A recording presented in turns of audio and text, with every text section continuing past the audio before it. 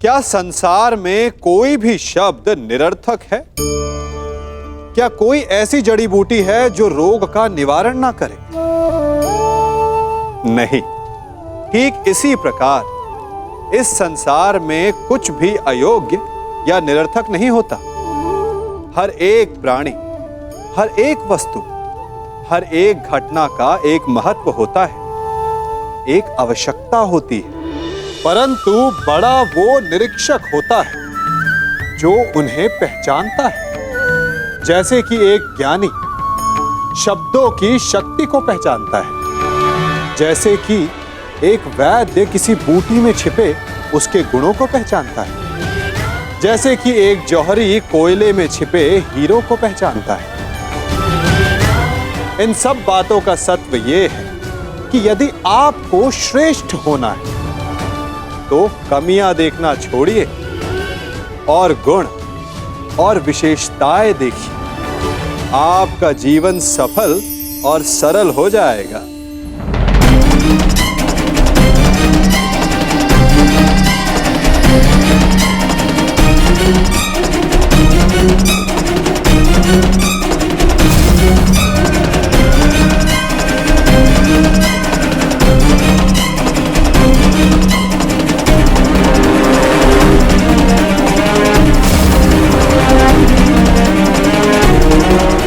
भीम उठिए।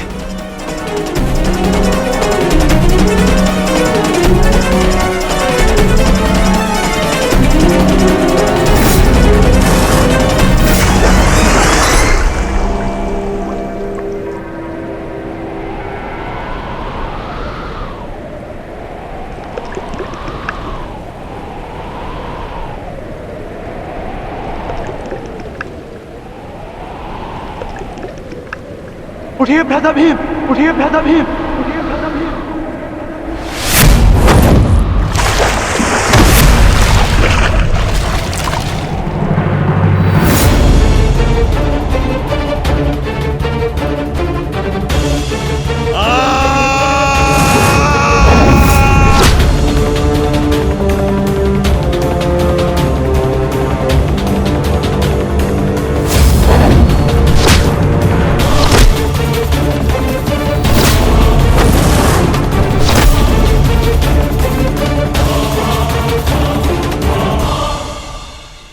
प्रतिज्ञा ली थी ना तुमने कि तुम मेरी जंगा तोड़ेगा।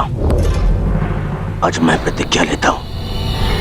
तुझे मारने के पश्चात, उन पांडवों का वध करने के पश्चात, उस 5 पतियों वाली पांचाली का पूरे कुरु सभा के बीच फिर से वस्त्र धारण करूंगा और अपनी इसी जंगा पर बिठाऊंगा।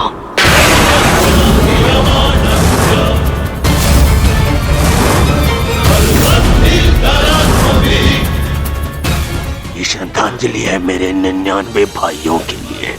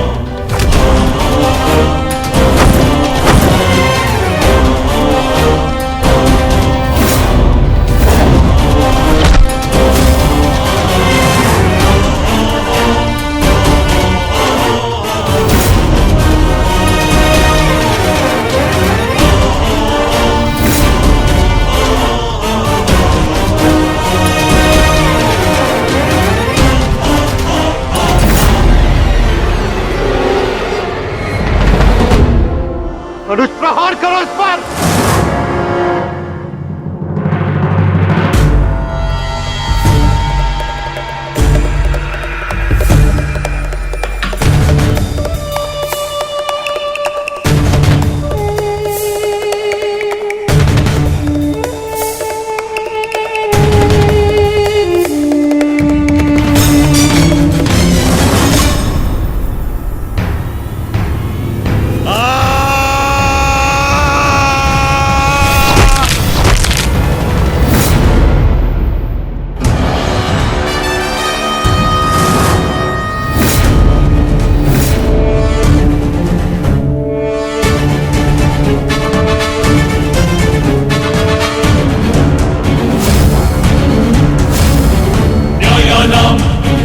अधिकाराणां प्राप्त्यर्थं साम्राज्यर्थं न्यायानाम् अधिकाराणां प्राप्त्यर्थं साम्राज्यर्थं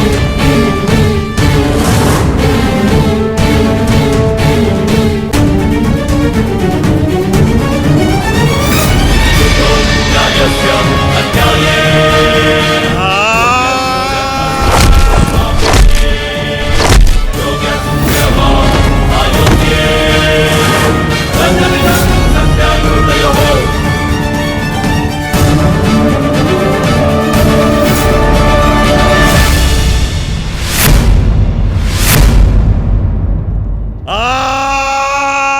ये हो क्या रहा है?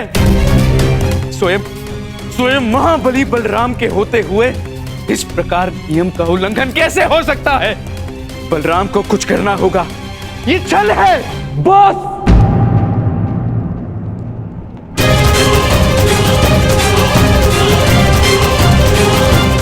नियम भंग हुआ है।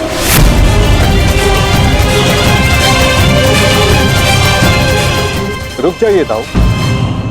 आपने कहा था कि जो नियम भंग करके विजय प्राप्त करेगा तो आप उसे दंड देंगे, किंतु अभी जय विजय का निर्णय नहीं हुआ है दाऊ। आप भीम को अभी दंडित नहीं कर सकते।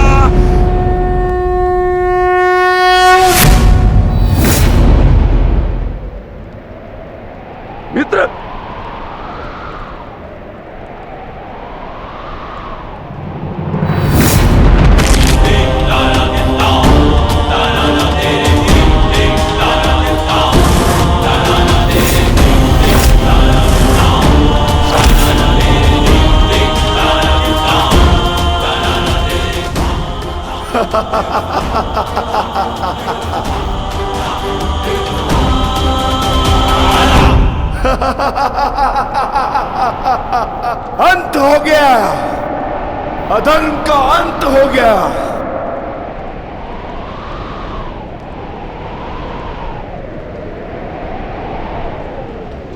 ज्येष्ठ, पांचाली से कहना मैंने अपनी प्रतिज्ञा पूर्ण कर ली।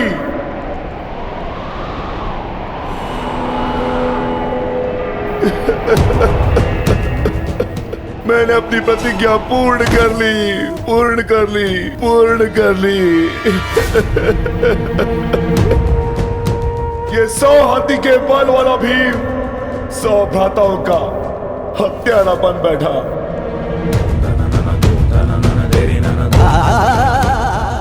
आज ये देवपुत्र अपने भ्राताओं का रक्त पीने वाला राक्षस बन बैठा।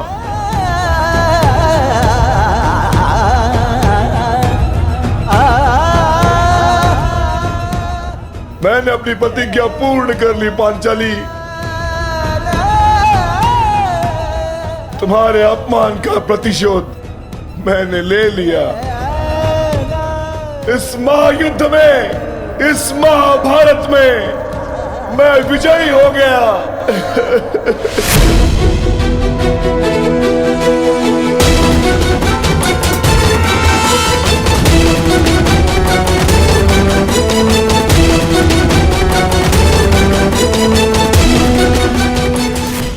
इस महायुद्ध में, इस महाभारत में मैं विजयी हो गया। परंतु आज स्वयं को हार गया ये वृकोदर भीम। हार गया ये वृकोदर भीम।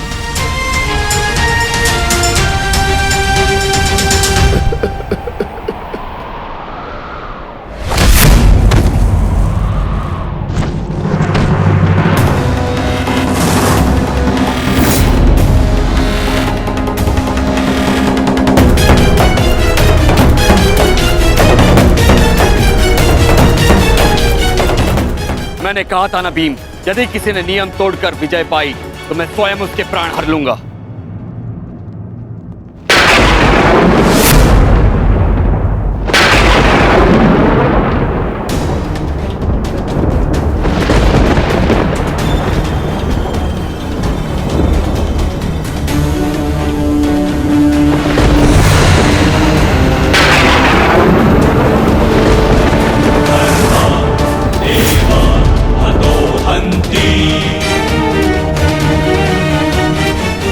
तुमने दुर्योधन की जंगा पर प्रहार करके द्वंद का नियम तोड़ा है भीम।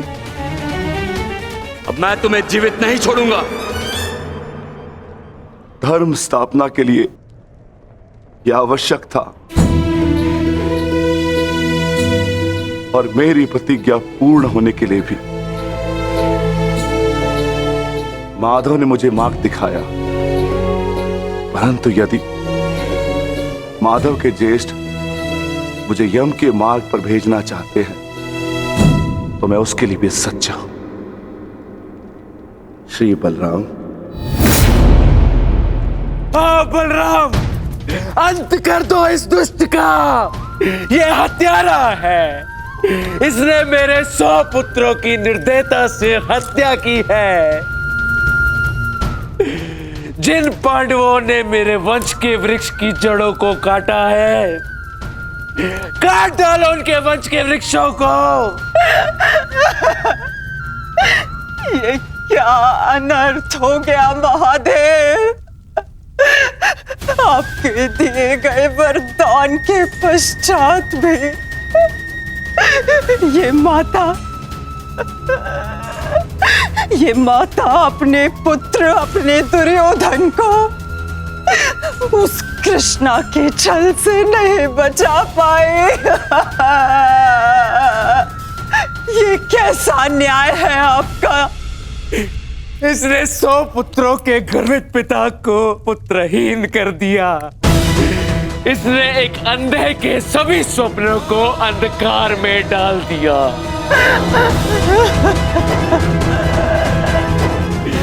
अंत कर दो इसका, मार डालो इसको हवलदार। यदि मुझे कोई तर्पण करने वाला जीवित नहीं, तो इनका तर्पण करने वाला भी शेष नहीं होना चाहिए।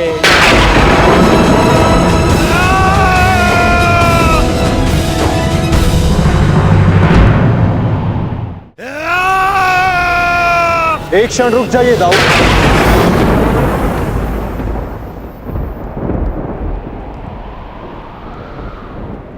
नहीं कान्हा, अब मत रोकना मुझे। अब मैं बंदित नहीं हूं। मैं अधर्म को तो नहीं रोक पाया, परंतु अधर्मी का नाश अवश्य करूंगा।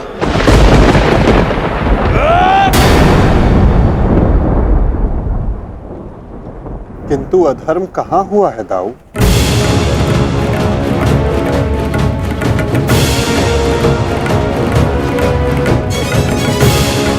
भीम ने नियम भंग करते हुए दुर्योधन की जंघा पर प्रहार किया। क्या यह धर्म नहीं? तुमने स्वयं अपनी आंखों से देखा है कान्हा, फिर भी तुम मुझसे प्रश्न कर रहे हो? हाँ दाऊ, क्योंकि ये प्रश्न उचित है।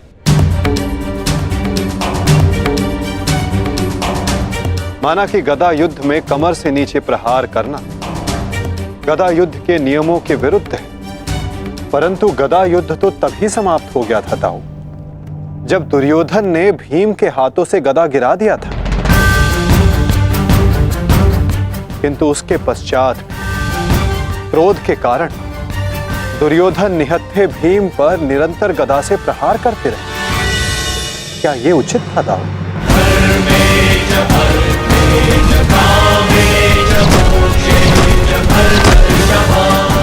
नियम तो दुर्योधन ने तोड़ा था, विकोदर भीम ने तो केवल आत्मरक्षा का प्रयास किया था, जिसके कारण विकोदर को विवश होकर दुर्योधन की जंघा पर प्रहार करना पड़ा।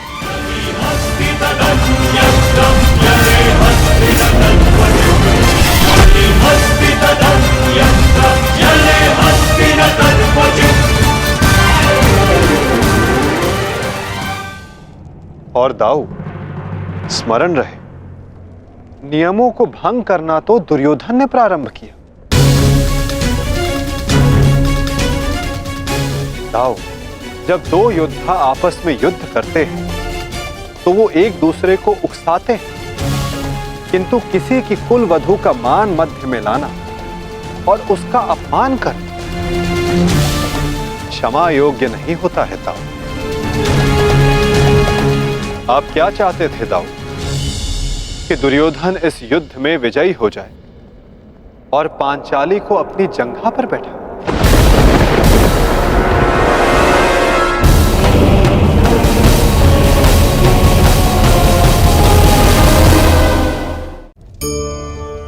कभी आप ब्रह्म मुहूर्त में जगे?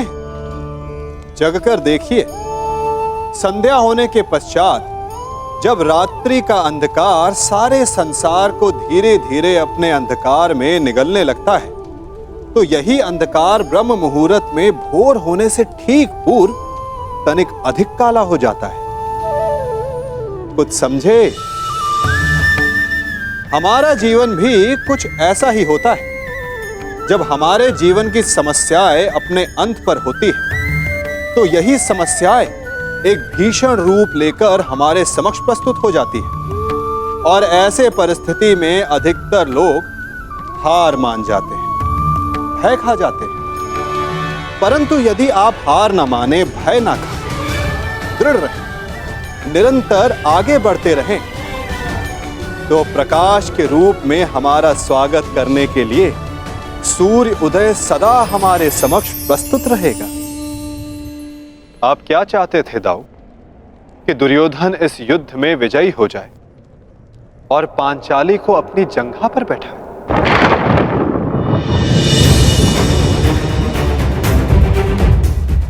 क्या ये नियम होता? क्या ये धर्म होता दाऊ?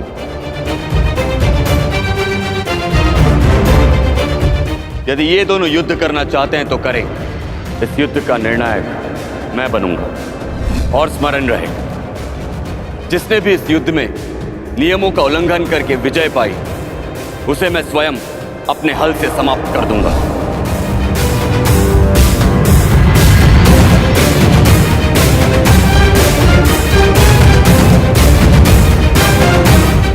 जो हुआ था वही नियति थी और वही धर्म के हित में की गई नीति था। और यदि फिर भी आपको ऐसा लगता है कि इस द्वंद्व में आपके समक्ष अधर्म हुआ है, तो उस सारे अधर्म की जड़ मैं हूं।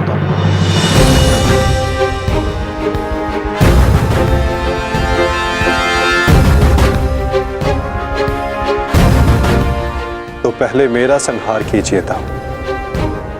मैं इस दंड के लिए प्रस्तुत हूं।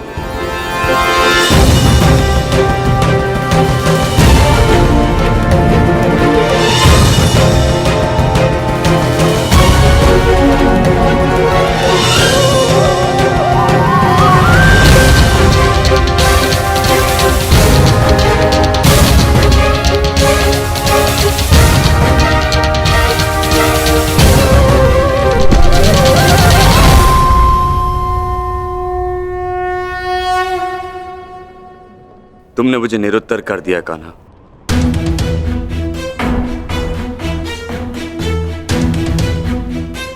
परंतु निराश मैं अभी भी हूं। भले ही दुर्योधन हार गया, परंतु मेरी दृष्टि में आज भी वो मेरे पश्चात संसार का सर्वश्रेष्ठ गदाधारी रहेगा।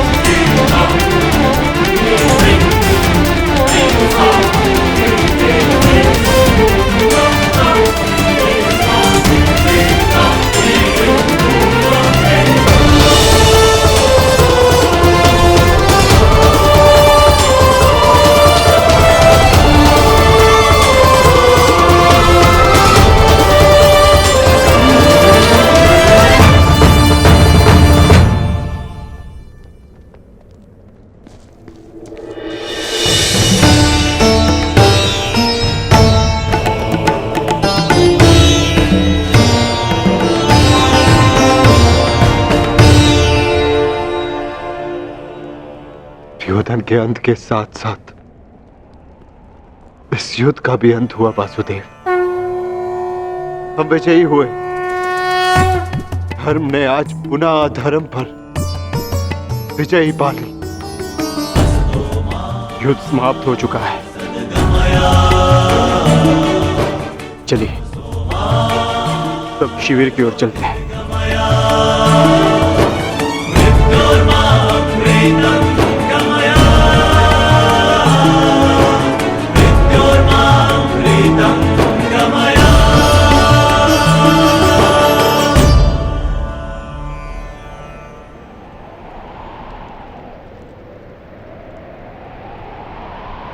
युद्ध अभी शेष है धर्मराज।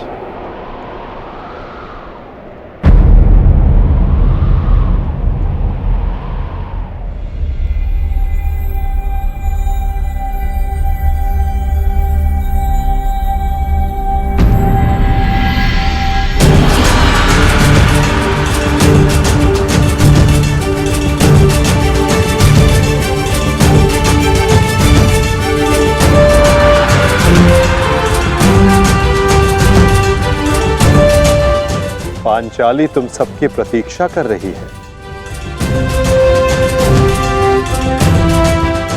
जाओ।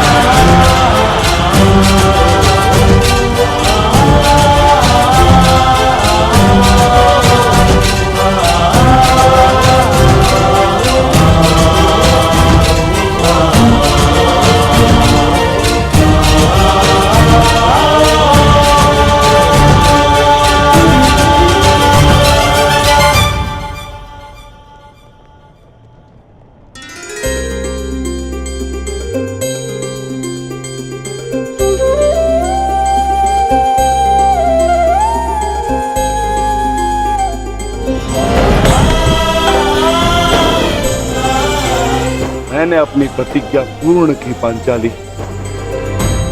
वचन के अनुसार मैंने 100 कौरवों का वध कर दिया।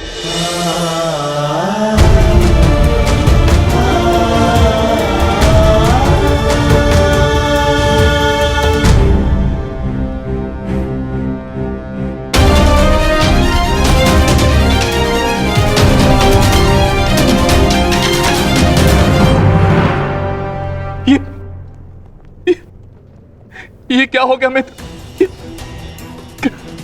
कृतवर्मा, देखो देखो मेरे मित्र की क्या दशा कर दी उन्होंने। ये सब उस वासुदेव का किया है। यादव हूं, परंतु गर्व है कि कौरवों के लिए लड़ा। और आज वासुदेव ने छल से दुर्योधन की जैसे छल से अंगराज कर्ण का वध करवाया वासुदेव ने। और आज मित्र उठो मित्र, हमें युद्ध जीतना है मित्र, हमें युद्ध जीतना। हमें पिताश्री और मित्र कर्ण की मृत्यु का प्रतिशोध लेना है मित्र। उठ जाओ मित्र, उठ जाओ मित्र, तुम मुझे छोड़ के नहीं जा सकते मित्र। उठो मित्र, मित्र उठो, उठो।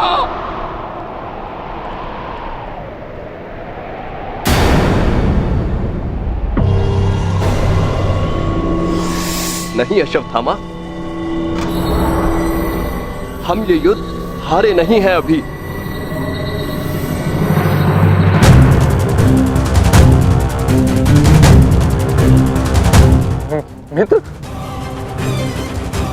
मित्र तुम जीवित हो मित्र।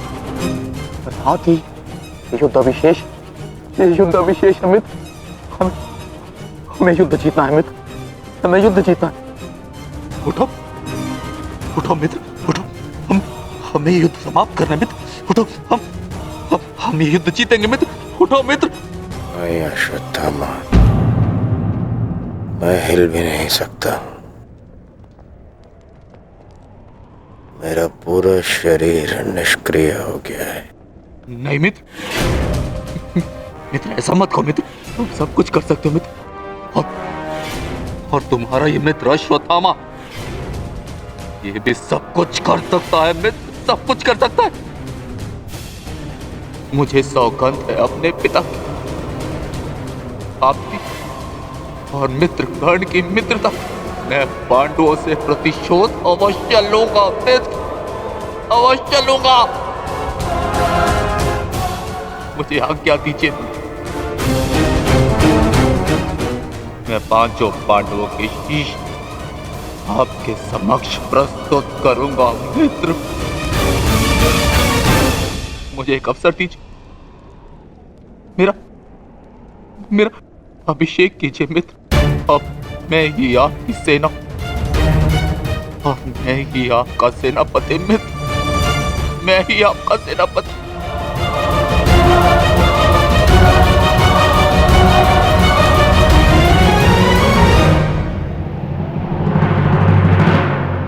जाओ अश्वत्थामा,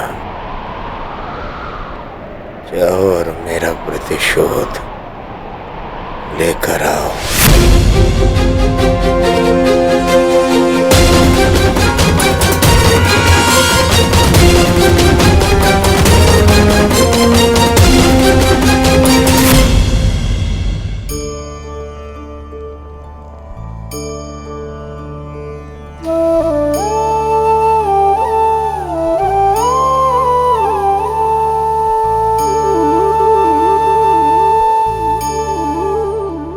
अब समय आ गया है सखी, तुम्हारे पतियों ने अपनी प्रतिज्ञाएं पूर्ण की।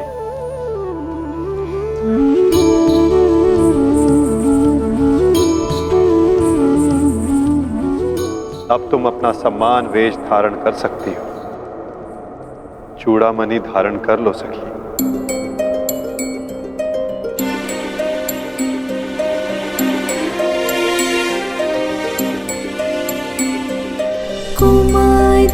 चापि पाञ्चाली वेदी मध्यात् समुत्थिता शुभाङ्गा दर्शनीयाङ्गी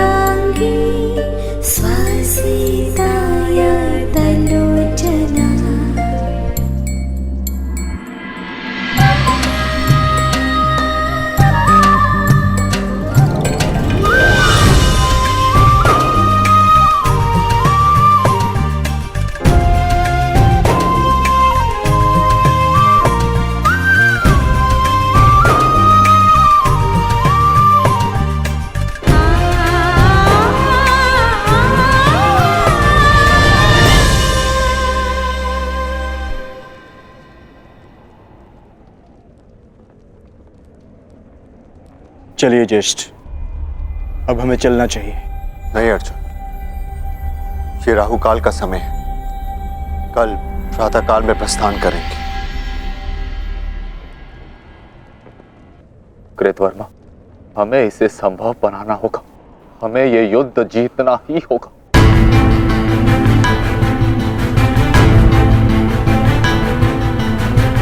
मैंने मित्र दुर्योधन को वचन दिया और मैं इसे पूर्ण करके रहूंगा। किंतु योजना क्या है? योजना है मेरे पास।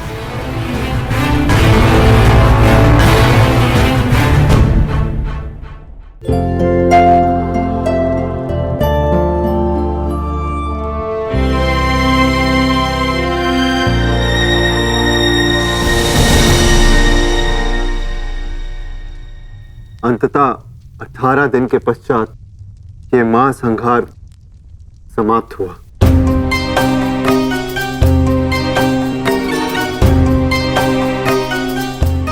युद्ध भूमि को त्यागने से पूर्व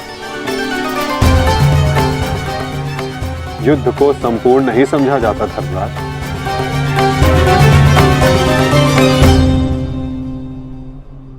कल प्रातः काल तक प्रतीक्षा कर। क्या पता कि कोई और चुनौती हमारी प्रतीक्षा कर रही हो। आज रात्रि जब वो विश्राम करें तो हम उनका संहार करेंगे। जिस प्रकार उल्लू रात्रि में अपने शत्रु का अंत करता है, उसी प्रकार हम भी पांडवों का शिकार करेंगे। पांडवों का स्वागत हस्तिनापुर में नहीं, यमलोक में होगा। यमलोक में। यदि कल प्रातः काल तक कोई चुनौती नहीं आती तो ही इस युद्ध को समाप्त समझना धर्मराज। किंतु माधव, अब हमें चुनौती देने के लिए शेष बचा ही कौन है? अश्वत्थामा। क्या हम अनीति पूर्वक पांडवों का वध करेंगे? इस महाभारत में नीति अब शेष ही कहां है? क्या मेरे पिता का वध नीति से हुआ? क्या महामहिम भीष्म का संहार नीति पूर्वक था? क्या कर्ण का वध नीति का था? यहां तक कि मित्र दुर्योधन को भी नीति से परास्त किया गया। तो तुम किस नीति की आशा लगाए बैठे हो कृतवर्मा? इस युद्ध में नीति और अनीति का कोई महत्व नहीं।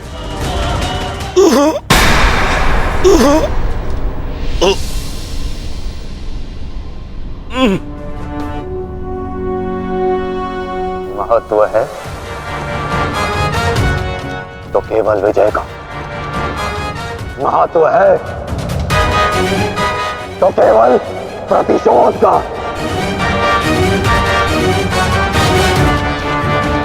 विजय पाने का केवल एक ही मार्ग है, आक्रमण। और वो भी तब जब शत्रु निद्रा में लीन हो।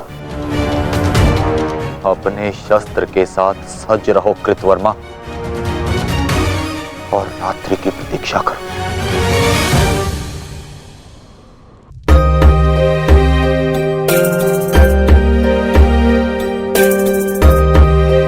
इस युद्ध में तुम सबके योगदान से हम गर्वित हैं पुत्र।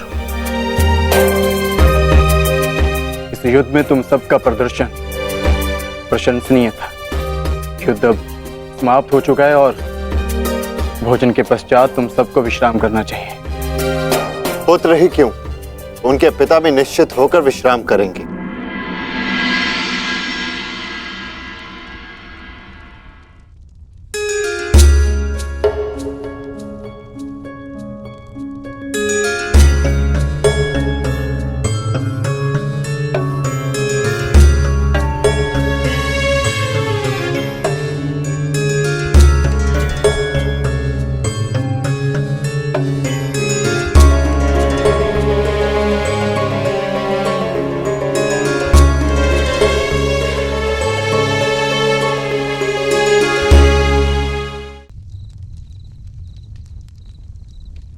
क्या हुआ माधव?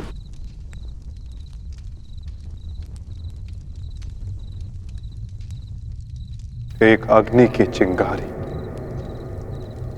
बुझते बुझते भी कुछ ना कुछ भस्म करने का सामर्थ्य रखती है सखी।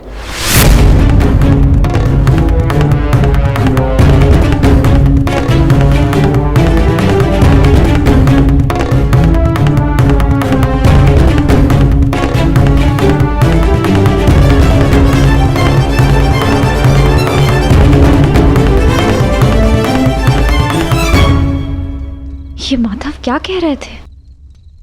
क्या कोई अनहोनी घटित होने वाली है?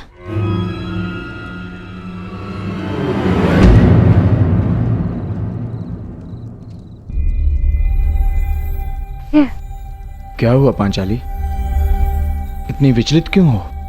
आर्य, माधव की बातों से ऐसा प्रतीत हो रहा था जैसे ये युद्ध अभी समाप्त नहीं हुआ है।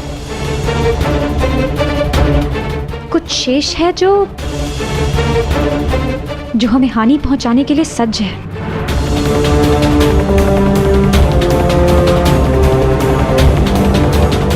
माधव की कोई भी बात कभी भी निरर्थक नहीं होती।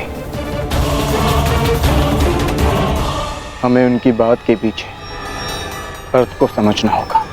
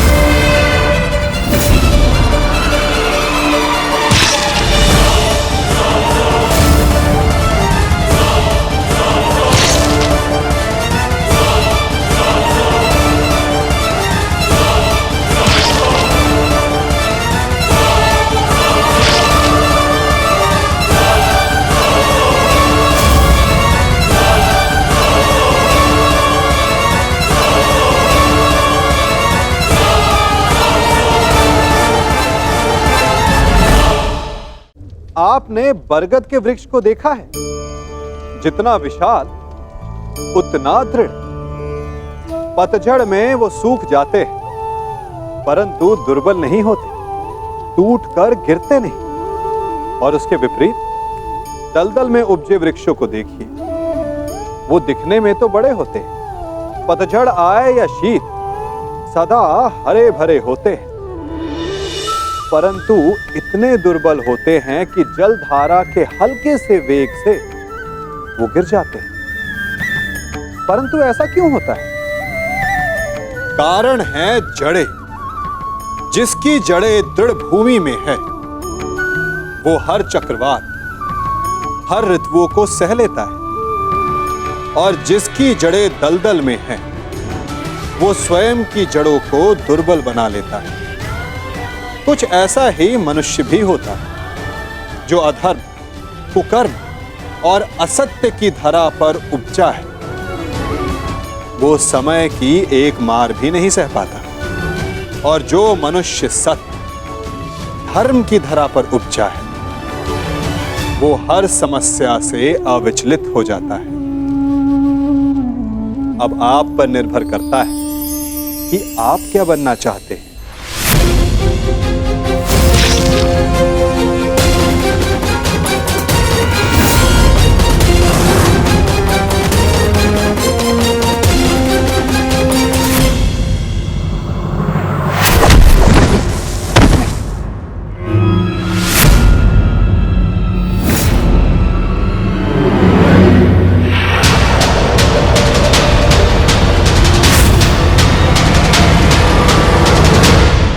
अश्वत्थामा, ये क्या कर दिया तुमने?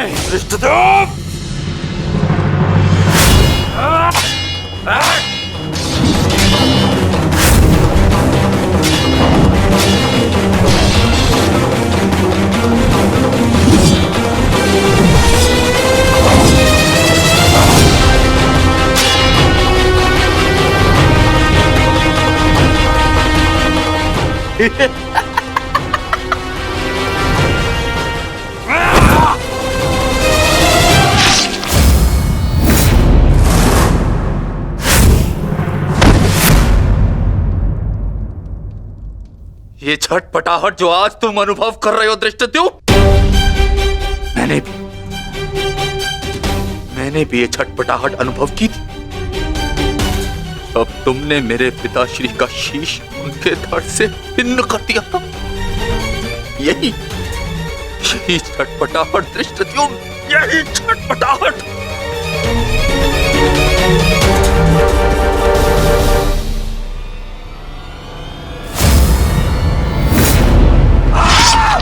दृष्टद्युम्न, हतो।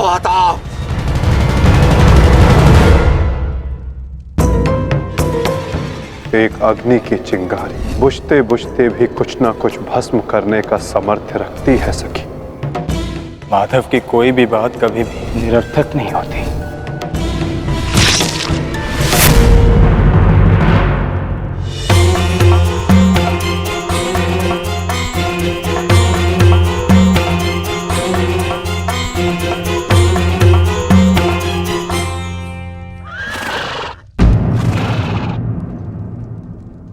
कौन है वहां?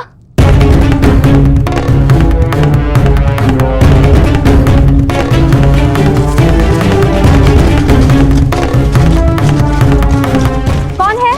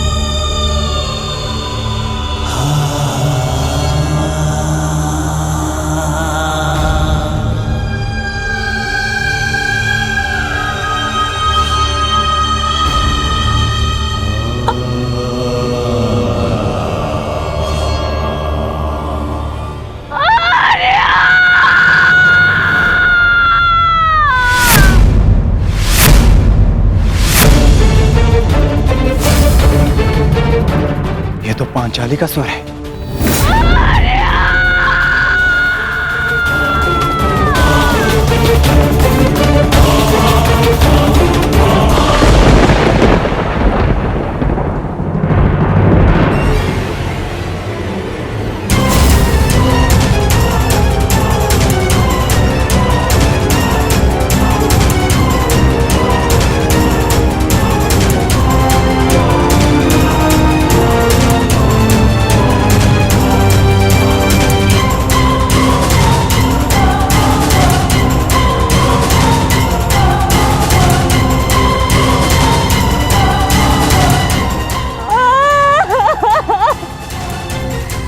ये सब क्या हो गया? पुत्रो!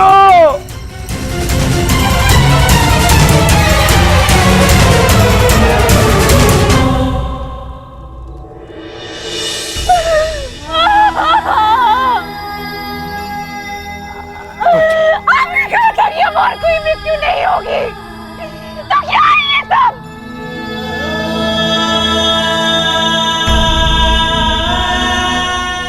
आपने कहा था कि युद्ध समाप्त हो चुका है, तो मेरे किस बात का प्रतिशोध है? बताइए धर्मराज। ये सब क्या हो गया? किसने किया ये पांचाली? किसने? मैंने नहीं देखा, वो दूर भाग रहा था, बस अंधकार में उसका मस्तक चमक रहा था, जैसे मणि।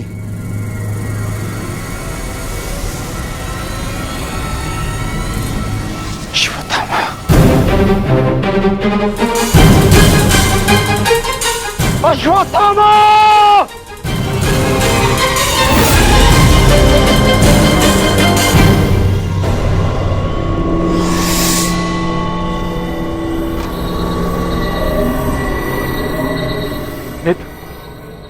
मित्र, हमारा प्रतिशोध पूर्ण हुआ मित्र।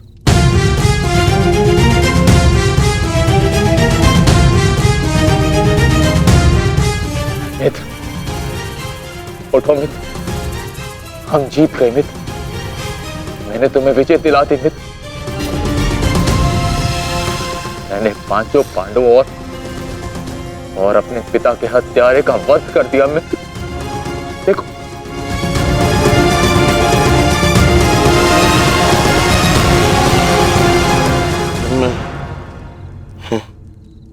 मैं उनको शीश देखना चाहता हूँ।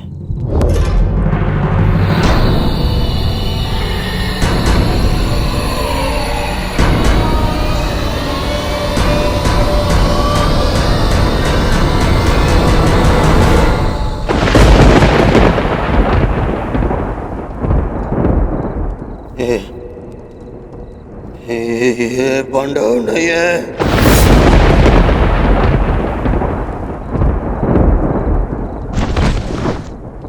ये क्या किया मूर्ख? ये क्या कर दिया तुमने? ये पांडव नहीं है,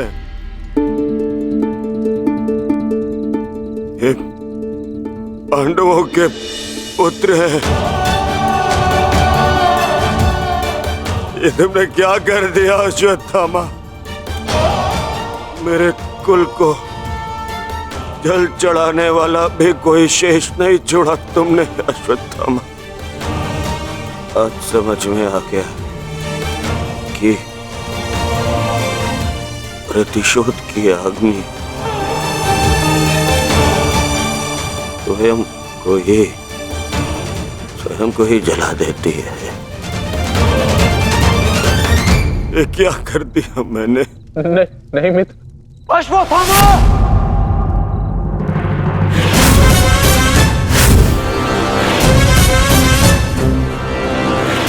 ये तुम्हारा निर्णय था अश्वत्थामा। मेरे लिए तो युद्ध समाप्त हो गया था। अब इस संकट को तुम ही झेलो।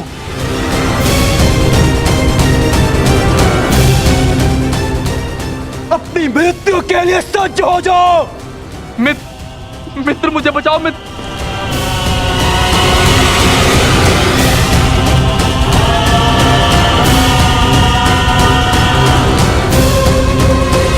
अश्वत्थामा!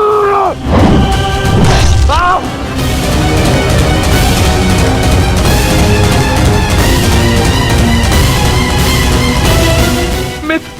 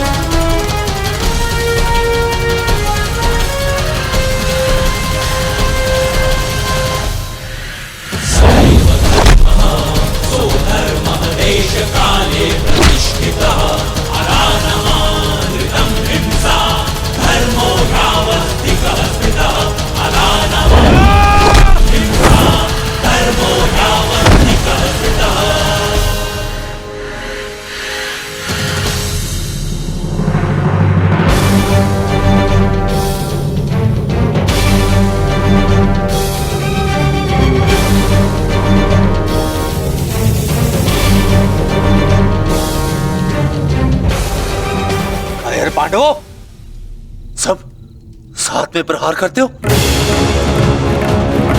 अगर साहस है तो एक एक करके आओ। तो ठीक है, चुनो किसे चुनौती देना चाहते हो तुम।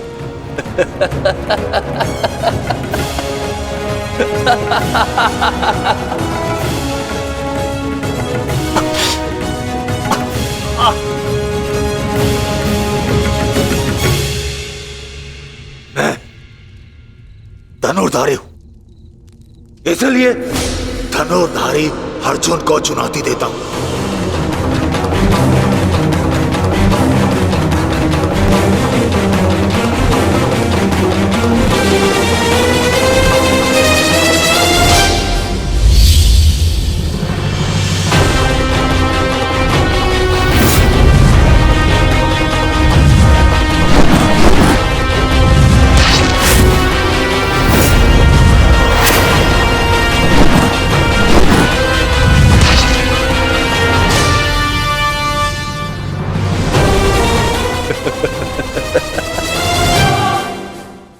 ना ही तुम कर्ण से श्रेष्ठ थे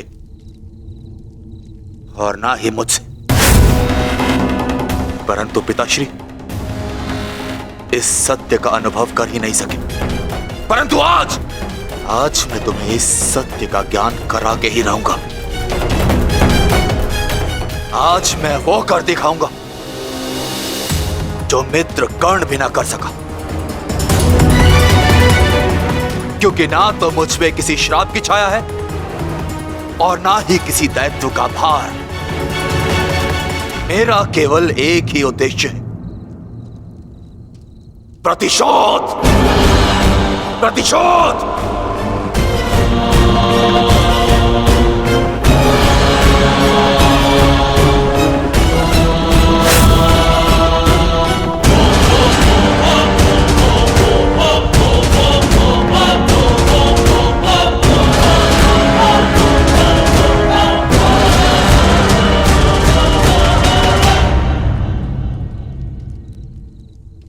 ब्रह्मास्त्र।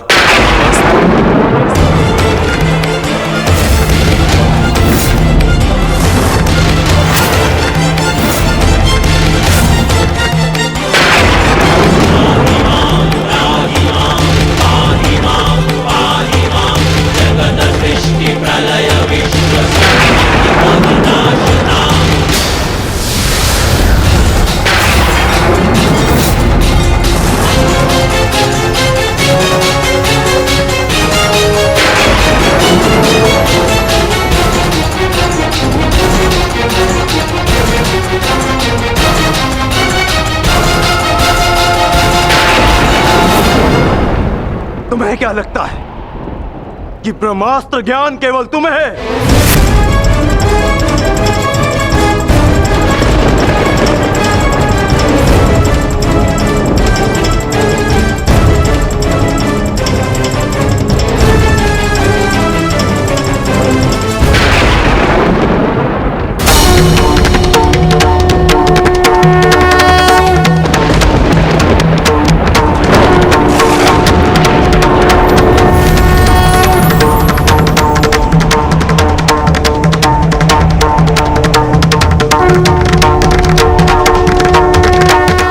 पार्थ,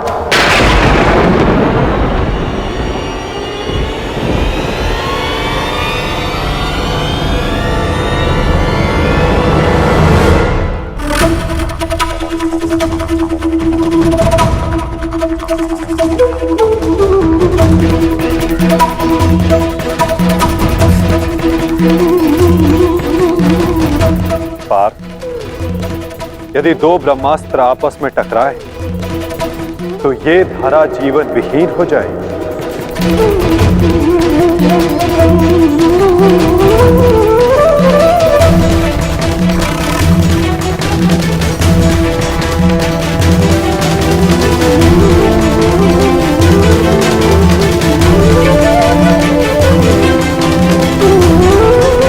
इस युद्ध का आरंभ धर्म स्थापना के लिए हुआ था पार्थ, सृष्टि के नाश के लिए नहीं।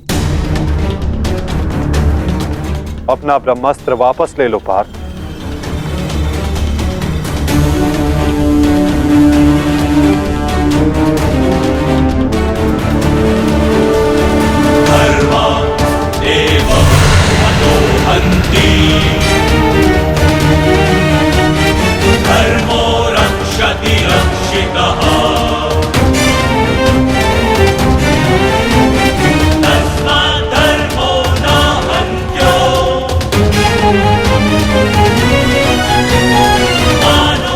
अश्वत्थामा, तुम भी अपना ब्रह्मास्त्र लौटा लो।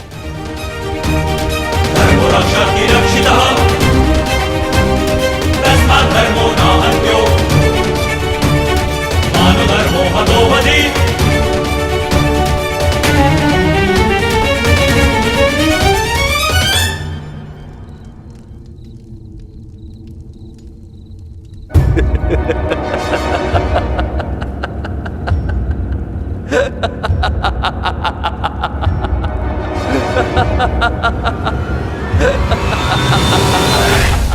मुझे लगता था कि मेरे पिताश्री सबसे अधिक प्रेम मुझसे करते, अपने पुत्र से, परंतु नहीं। इसी क्षण ये ज्ञात हुआ कि वो अधिक प्रेम इस अर्जुन से करते।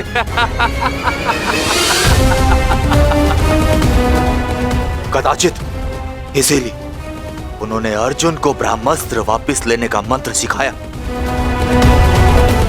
परंतु मुझे, अपने पुत्र अश्वत्थामा को नहीं।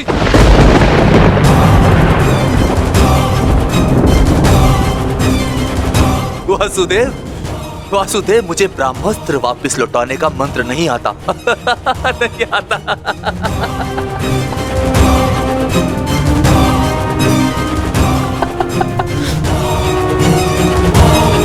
इसीलिए अब मुझे इस ब्रह्मास्त्र का संधान करना ही होगा। परंतु नियम अनुसार तुम उस पर ब्रह्मास्त्र का संधान नहीं कर सकते जिसने तुम पर से साधा हुआ ब्रह्मास्त्र लौटा लिया हो अश्वत्थामा। अब तुम इस अस्त्र का संधान अर्जुन पर नहीं कर सकते अश्वत्थामा। तुम्हें इसका संधान अब किसी और दिशा में करना होगा।